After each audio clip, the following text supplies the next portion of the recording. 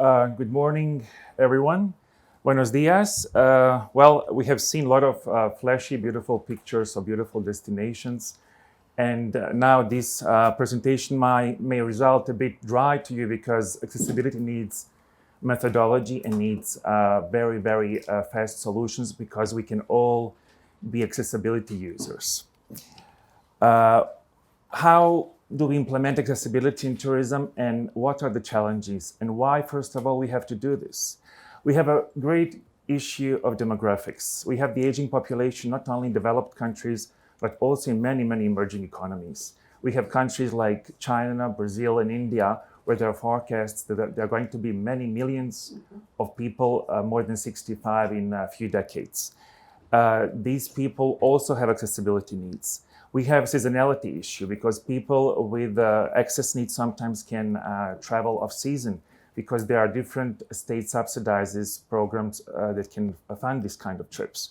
We have emerging economies that are huge inbound and outbound markets. We have greater mobility, that is a fact, there is nothing to comment on this, but there is also greater inclusiveness of all vulnerable groups in all spheres of human activity.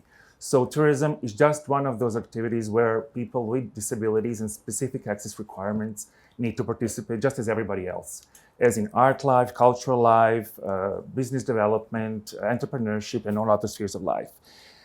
Accessibility is about equality because we are all supposed to have the same access to tourism infrastructure, products, and also services. It's about sustainability. It's about greater competitiveness of destinations because there is a great market that destinations can attract. And there is also branding, that is the CSR of a destination or of a hotel chain that adapts its services to people with disabilities. And after all, we are talking about overall enhanced quality in every destination that is deemed more accessible. The accessibility benefits both locals and visitors with or without disability.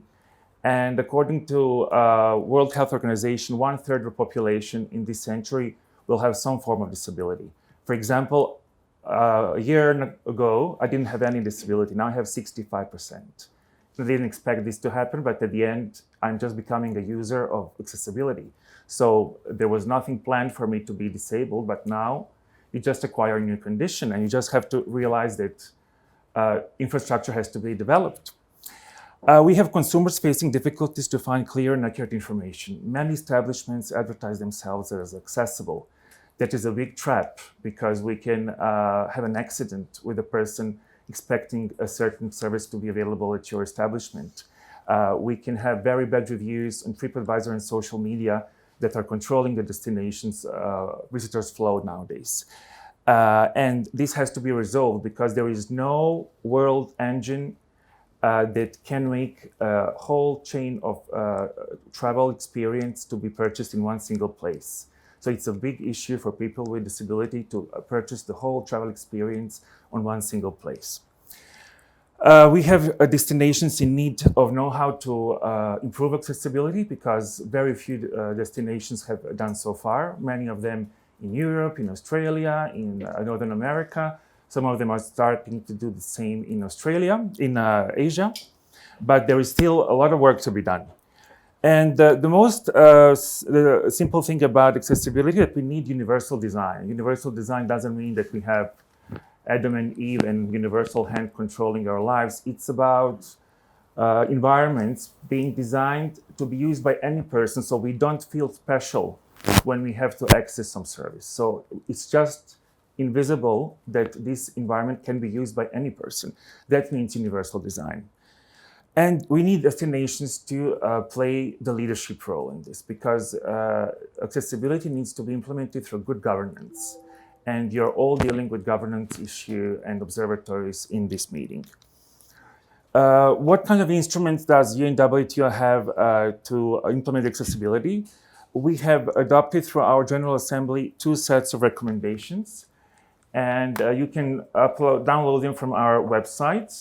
There is one set of recommendations talking about the accessibility value chain, very basic. It's very good for decision makers to get familiar with the basic issues of accessibility. And we also have a specific one, thank you, specific one that deals with information communication technologies, because we realize that this is the future of accessibility. And we have a timely discussion about how to make ICT accessible in tourism, because it's being developed now. Also, we have produced manuals with the disabled people's organizations. This is a very complex set of manuals for destination to make the whole value chain accessible. We have 2 of them available in English and the rest in Spanish. So the first volume that we have is here. I just brought a copy so you can download it from the internet. This is about accessible cultural heritage, because I imagine many of you have issues of making your heritage accessible. And sometimes when there are no visible solutions, some medium solutions can be found. We also have the manual on accessible tourism for all available in English and Spanish. Just for you to be familiar with basic concepts of accessibility.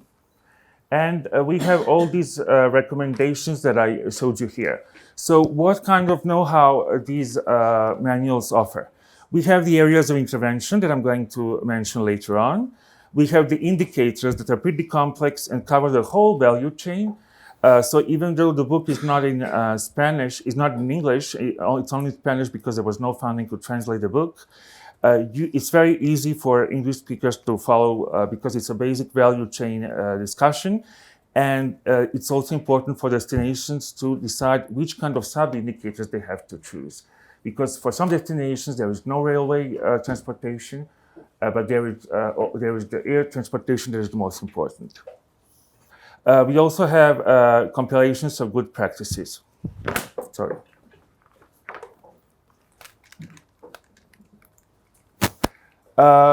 Sorry, just a second.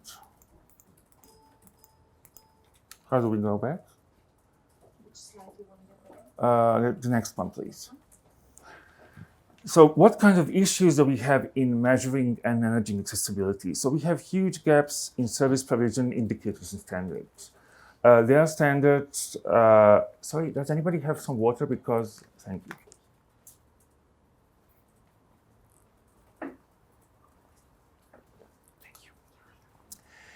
We have huge gaps in service provision indicators and standards because there are international standards in the field of built environment, in the field of diving services, in the field of some very specialized tourism products, but there is no overall standard covering tourism services, the whole value chain. We have the lack of measurement tools because there is no consensus on what destinations should measure when it comes to accessibility. We have different countries applying different criteria. In some countries like Spain, where you have a lot of autonomous regions, there are even different measurement criteria between the regions. So even a Spanish consumer cannot be sure whether the accessibility will suit his or her needs. So we have obviously a need for a more harmonized set of international standards, and UNWTO has launched an initiative with ISO, the UNSA Foundation, and the Spanish Standardization Agency to produce an international standard on accessible tourism. And travelers have to make an informed decision. So it is not the establishment that should tell the traveler what he or she needs. It's the traveler who decides whether the establishment suits his or her needs. And we have to respect the whole accessibility value chain because there is no positive travel experience if you have an accessible van to take you from an accessible airport to your hotel if you cannot enter your hotel because there is only a staircase. There is no point to having an accessible room if the restaurant is not accessible, so you have to send a person outside to eat. So there are all these mistakes that are being made by tourism destinations in order to satisfy maybe the image or some superficial inspection. But if there is a broken accessibility value chain, there is no travel experience for a person with disability. So I won't go into this accessibility value chain because as you all are tourism professionals or researchers, you know what the travel experience is about. Where does it start? Where does it finish? So the overall objective is to have a positive travel experience. You can consult it later when our colleagues post it online. So we have some measurement challenges that are pretty serious. We have micro-measurement field work that needs to be done when it comes to accessibility. You can't subcontract a generic consultancy to make this for you. You need people who work with disability issues because the measurements can make the person go to the toilet, or you have to carry the person to the toilet. The measurements can make the person fall down if the slope is not good at the ramp because it has to be 5%. So there are all these details that need to be revised by the experts. So this takes time. We have broken links in the value chain, as I told you, because there is no point to making one part accessible or measuring accessibility in one part of destination if this is not done in generic plan. We have to make a decision on elements within each link to be measured. As I told you, if there is no good railway connection in your destination, you don't have to measure necessarily in the first year the railway connection in your destination. You have to communicate with stakeholders because they have to understand why you have chosen these indicators to measure the destination's performance. And we have the self-assessment of establishments. When there are indicators available and when there have been adopted, destinations can self-assess themselves. And this means that they can approach to the clients, which have not been present before in their own consumer source. But we also have establishments, as I told you, that advertise themselves as accessible, but they're not accessible, not even by 20%. And we have the issue of cultural heritage in protected areas. As I told you, some cultural assets can be adapted. With others, it's difficult. For example, we worked with the Spanish ACS Foundation that is also the owner of Real Madrid football club. And the Renaissance castle of Escorial, the convent, was adapted to people with disabilities because they have used the same stone, the same granite stone from the mountains of Madrid to make the ramps and all the accessible facilities. And we also have the protected areas. Sometimes we have a park, national park, that can be made accessible only by using natural wood with a pathway. And of course, you don't have to pave it in order to make it accessible for people with disabilities. And of course, as I imagine, with all indicators that you measure, you have to have an actual plan for improvements once the indicators have been used, because otherwise there is no plan for the future, what should be improved.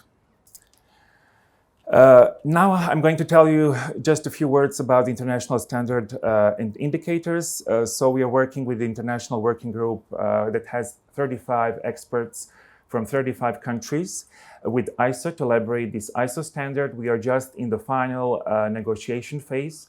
Of course, as you can imagine, it is the small businesses associations and the lobbies that normally defy more international standards because of their own sustainability and economic viability. But I think we are also getting a lot of industry players on board that are accepting accessibility as a reality and that it has to be measured by international indicators. UNWTO is acting as a convener of this international group. That means a coordinator that has to make everybody happy and take all the opinions into consideration. And the good thing is we have a lot of governments that are supporting this standard. I think we have Portugal here that is very supportive, and many even mature destinations realize that standards are necessary. So it is divided into core requirements and recommendations that are valid for all stakeholders. So it's design of services, ICT, training and built environment. And then we have separate clauses for different elements of the value chain. We have clauses for the public sector, transport, urban and rural spaces, leisure, MICE, accommodation, food and beverage, tour operators, and agencies. So all these sectors and subsectors of tourism are going to be covered by this standard that is hopefully going to be adopted next year. So it's going to be valid as of 2020. As you know, standards can be both. They can be used by individual establishments or by destinations, or destinations can work directly with their national standardization bodies in order to develop and apply these standards in their own country. So the areas of intervention will be always the same for destinations. Destinations have to deal with legislation, policy, standards, and guidelines. They have to deal with awareness raising and training on accessibility. They have to do research and innovation where statistics and data collection also fall in. We have marketing and promotion strategies because the public-private sector needs to have this kind of cooperation. And the overall accessibility management in tourism destinations can be done through specific accessible tourism observatories. But imagine, as you're all observatories, it can be integrated into your existing work and activities. So I won't read these specific actions for destinations. You can also read them later on at the website. But I'm just going to show you that since this year we have an accessible tourism destination recognition, that is an international award that we are conferring to destinations. This year it was Tourism of Portugal that won the award as the most accessible destination at the national level. And we also had an Indian city in Kerala that won the award for an emerging destination, and Barcelona for urban tourism destination that has done a lot of accessibility improvements. So I invite you next year, if you have any accessibility work done, to apply, because this is a very interesting competition, and it's going to be always evaluated against very specific indicators. So it's not something arbitrary. There are specific indicators that you can read. It's also downloadable at our webpage, and you can also work with this as a reference document. Thank you. So these are the useful links and references. So you have all the UNWTO activities related to accessible tourism on one webpage. You have the recognition also on another webpage that you can read. And we have the standard preview of ISO also available. So hopefully next year it's going to be adopted. Or for any technical consultation, you can contact our department directly with a copy to Dirk and his team. And we are happy to assist you with accessibility issues. Thank you.